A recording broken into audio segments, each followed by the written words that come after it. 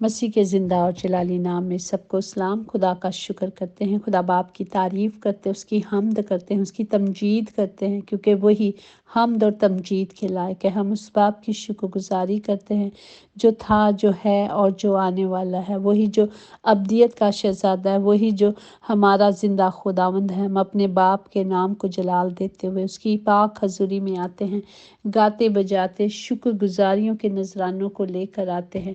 خداوند جو رحیم اور رحم کرنے والا باپ ہے، ہم اپنے باپ کا شکر کرتے ہیں۔ باپ جی اپنے آپ کو دھوتے اور پاک کرتے ہیں تاکہ لائق طور پر آپ کی پاک حضوری میں آ سکے۔ پیارے باپ جی، آج کے زندہ کلام کے لیے ہم شکر کرتے ہیں جو پہلا کرنتیوں اس کا 11واں باب اس کی 8 آیات میں یوں محکوم ہے، اس لیے کہ مرد عورت سے نہیں بلکہ عورت مرد سے ہے، اور مرد عورت کے لیے نہیں بلکہ عورت مرد کے لیے پیدا ہوئی۔ پاک کلام پر جان پر خدا کی برکت ہو، خدا کا شکر ہو، خدا کی تعریف ہو کہ خدا نے یہ جوڑا جو آسمان پہ بنا تھا، اور یہ ایک ہی جوڑا ہے جو پہلا جوڑا جو آسمان پہ بنا ہے، یہ جو پہلا رشتہ آسمان پہ جڑا اور اس کے بعد سارے رشتے بنے، اسی طرح تو بھی خداوند میں یہ نہ عورت مرد کے بغیر ہے اور نہ مرد عورت کے بغیر، کیونکہ جیسے عورت مرد سے ہے ویسے ہی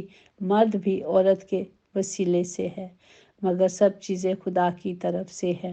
یہ رشتہ، یہ محبت، یہ پیار جو خداوند نے بنایا، جب خدا نے دیکھا کہ خدا نے آدم کو بنایا، اگر آپ کلام مقدس میں دیکھیں گے پیدائش کا 2 باب، اس میں اس طرح محکوم ہے کہ جب خدا نے آدم کو بنایا، خدا نے کہا کہ آدم کا اکیلا رہنا اچھا نہیں، اس لیے اس کی مانند اس نے اس کے لیے ایک مددگار بنایا جو ہمیشہ اس کی مدد کرے، اس کے ساتھ رہے، اس کے دونوں ایک ساتھ رہیں ہمیشہ کے لیے۔ اسی طرح خدا نے یہ آدم کو گہری نیند میں بھیجا اور سلا دیا، اور اس کی پسلیوں میں سے ایک پسلی نکالی اور اس کی جگہ گوشت بھر دیا، اور خدا نے اس پسلی سے جو اس نے آدم میں سے نکالی تھی ایک عورت بنا کر اسے آدم کے پاس لایا۔ اور جب آدم نے اسے دیکھا تو اس نے کہا یہ تو میری ہڈیوں میں سے ہڈی اور میرے گوشت میں سے گوشت ہے، اسی لیے وہ ناری کہلائے گی، کیونکہ وہ نر سے نکلی ہے، کیونکہ وہ آدمی سے بنی ہے۔ اسی طرح کلام مقدس میں یوں بھی لکھا ہے کہ مرد اپنی ماں باپ کو چھوڑے گا اور اپنی بیوی سے ملا رہے گا اور وہ ایک تن ہوں گے۔ یہ خدا نے آدمی اور عورت کو بنایا ہے، اور یہ ایک عظیم رشتہ ہے جو آسمان پر، اور پہلا رشتہ ہے جو آسمان پہ بنا ہے۔ تو ہم اپنے خدا کا شکر کرتے ہیں کہ جب ہمیں خدا جوڑتا ہے، جب میاں بیوی ہم شادی کرتے ہیں، چرچز میں جا کر کلام کے اوپر ہاتھ رکھتے ہیں، تو کلام کیا ہے؟ خدا۔ اس وقت گواہ کون ہوتا ہے؟ خدا اس رشتے کا گواہ ہوتا ہے۔ اس لیے خدا جب اس رشتے کو جوڑتا ہے تو اسے کوئی توڑ نہیں سکتا۔ اس لیے کلام مقدس میں محکوم ہے کہ جسے خدا نے جوڑا اسے دنیا کی کوئی طاقت نہیں توڑ سکتی۔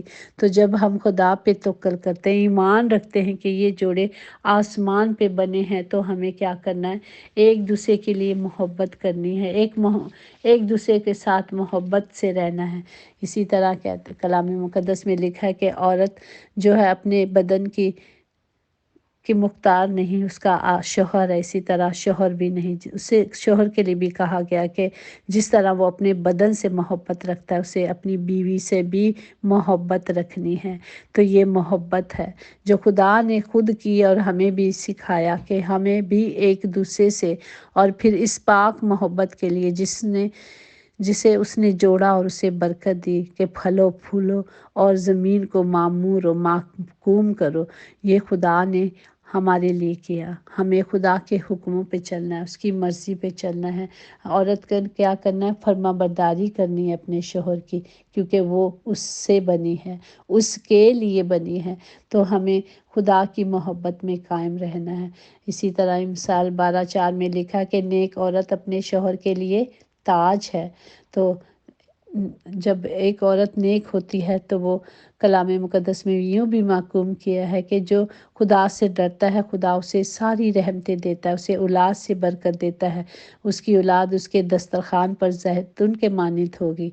तो खुदा हम सबको अक्ल दनाई दे कि इन जोड़ों को जो खुदा ने बनाया है और इस रिश्ते को जिसको खुदा ने बनाया है उसमें मजबूत हों, एक दूसरे से मोहब्बत रखें, क्योंकि ये रिश्ते खुदा की तरफ से हैं।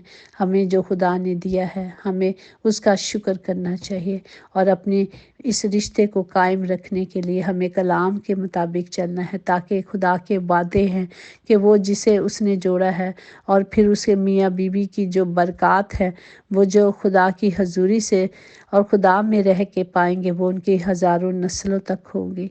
और हमें अपनी आने वाली नस्लों के लिए सोचना है कि हम अपने बच्चों को क्या दे के जाना चाहते हैं, ताकि वो सदा किसी चीज़ के मोहताज ना हो सिवाय खुदा के, उसकी मोहब्बत और उसकी शफ़क़त के, उन वादों पर जो खुदा ने किए हैं, ताकि हमने जो आज बो के जाएंगे कल वो काटेंगे, आने वाली नस्लें काटेंगे। अगर हम अच्छा बोएंगे तो अच्छा काटेंगे।